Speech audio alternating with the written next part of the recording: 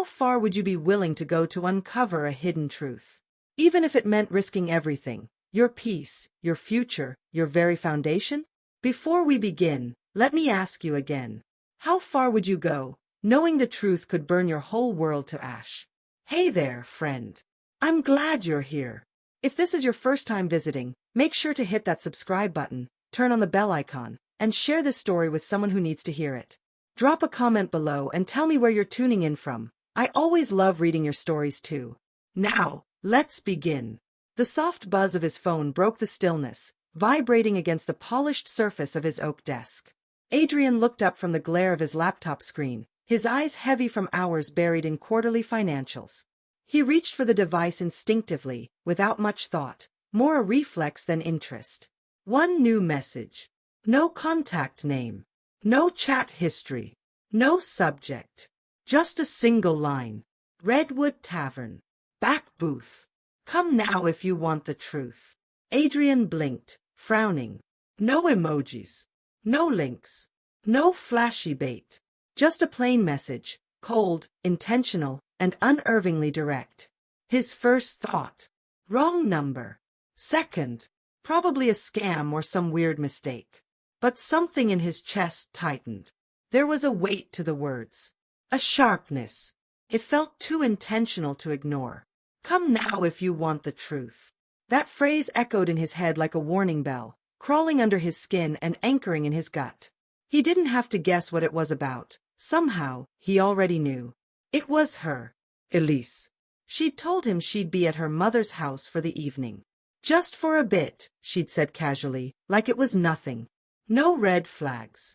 No change in tone. Just routine. Still, before Adrien realized what he was doing, his hand had already grabbed the car keys. His pulse thudded like a drum as he navigated through the dark streets, city lights blurring past in streaks of white and amber. Redwood Tavern. That place meant something once. Birthdays. Anniversaries. Wine-stained memories and quiet moments lit by laughter. But tonight it stood like a tombstone. A familiar place holding something unfamiliar, and possibly devastating. He parked a block away, sat still for a moment, stared through the windshield at the warm, inviting light glowing from inside. Everything looked normal, but he knew better. With a steady calm of someone trained to go unnoticed, he slipped in through the side entrance and moved along the edge of the room, careful not to draw attention. He scanned the booths discreetly, until his eyes landed on the far corner. There she was, Elise. Her smile glowed, effortless and confident. She leaned in close to a man Adrien had never seen before. Tailored suit, luxury timepiece, every inch of him radiating effortless power. They were at ease. Comfortable. Familiar. It wasn't innocent. Adrien's stomach turned as he watched Elise lightly rest her hand on the man's, laughing softly, that same soft laugh she used to share with him, back when he was the one in that booth. Then she kissed him. It wasn't brief. It wasn't accidental. It was deliberate. Adrien's chest constricted, but his hands remained steady. No scenes. No outbursts. He simply lifted his phone and took a single photo. Just one. That was enough. Without a word, he turned and slipped out the back exit, each footstep feeling heavier than the last. The cold night slapped him as he stepped outside. The weight in his chest pressed down harder with every breath. Just as he reached for his car door, something made him look back. Inside, through the tavern window, the man still held Elise's hand. And then he looked up.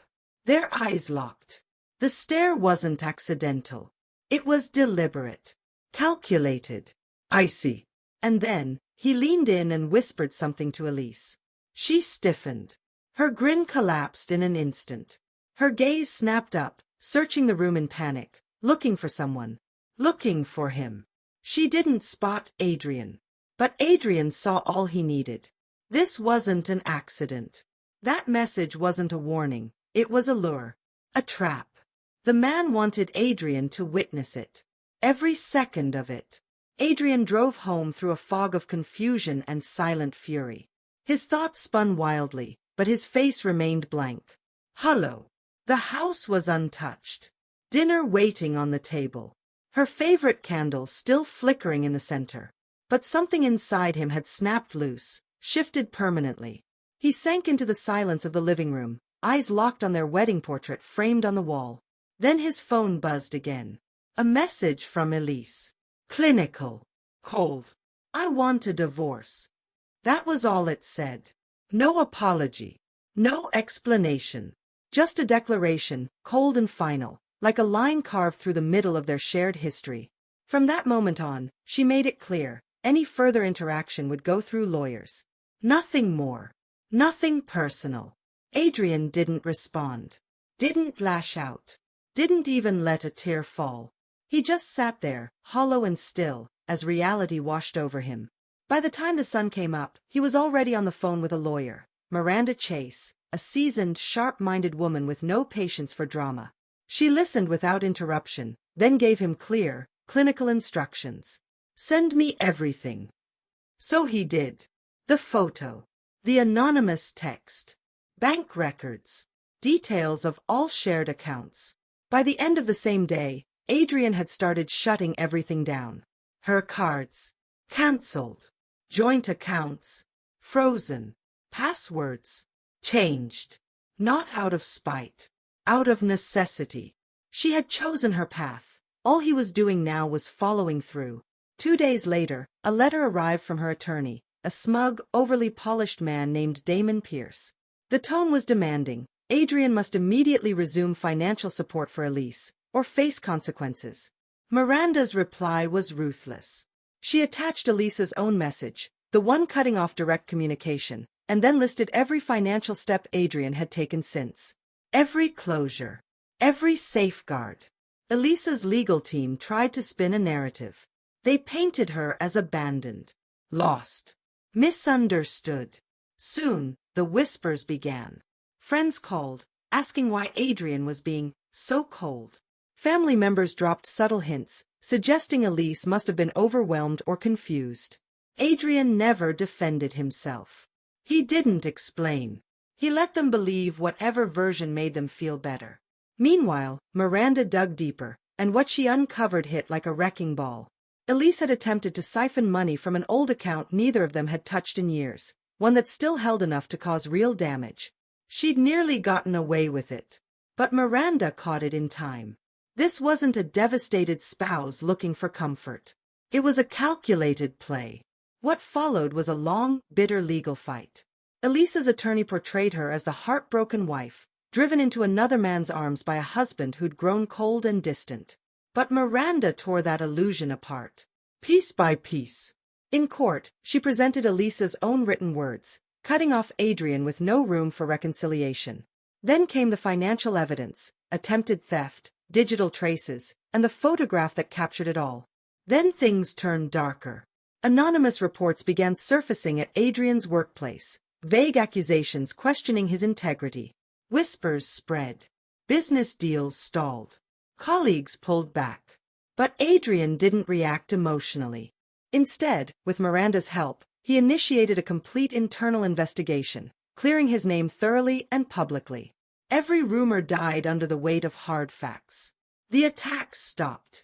But the damage told him what he needed to know. It was Elise. She hadn't just betrayed him personally, she had tried to dismantle everything he had built, brick by brick. In the final court session, Elise broke down on the stand, sobbing as she accused Adrien of emotional cruelty, of driving her into despair. Miranda remained composed. She read Elise's divorce message aloud, the cold dismissal, the refusal of communication, then walked the court through the timeline of lies, theft, and manipulation. The judge didn't hesitate. Elise's current financial hardship, he ruled, is the result of her own actions. Adrien kept full ownership of his company, the one he'd founded before they married. The judge even penalized Elise for failing to disclose her secret real estate purchase. Her alimony was cut to the bare minimum, just enough to keep her afloat.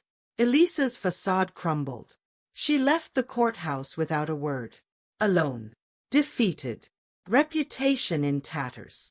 Word spread fast. Later, over a quiet drink, an old acquaintance, someone who had known both Adrien and Elise socially, shared the final puzzle piece. The man Elise had kissed? His name was Marcus Weller, a predatory financial consultant with a history of seducing clients' partners.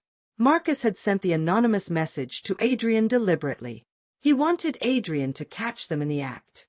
He thought if Adrien walked away, he'd have Elise all to himself. But Marcus hadn't expected Adrien's business to be fireproof. He hadn't expected Elise to end up with nothing. And once the fallout hit, Marcus vanished.